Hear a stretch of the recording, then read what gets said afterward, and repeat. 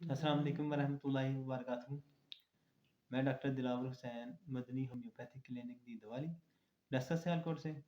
आज का हमारा जो टॉपिक है वो है रतवंदा, अधेरता या इसे सबकोरी कहते हैं।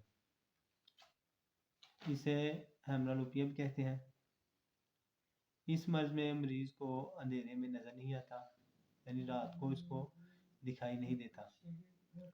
इसके काजिज की तरफ आए तो इसमें वजूहात जो है उसमें विरासत है, यानी कि विरासतन भी ये बीमारी मुंतकिल हो जाती है। इसके अलावा सूरज की तेज़ शुआएं जो होती हैं वो भी इसका सबब बनती है, और थकान की वजह से भी ये मसला हो जाता है। इसकी ट्रीटमेंट की तरफ आए तो इसमें मरीज़ को चाहिए कि वो तेज़ धूप से बचे, और इसके अलावा मकवी ग़िज़ा खाए।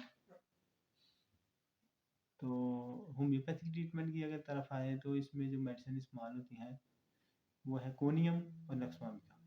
ये इसमें बेहतरीन असर करती हैं, और इनको देने का तरीका ये है कि 2 घूंट पानी लें, उसमें 5 कतरे 30 फ्रेंसी के कोनियम के या नक्सवामिका के डाल के आप सुबह दोपहर शाम इस्तेमाल कर सकते हैं।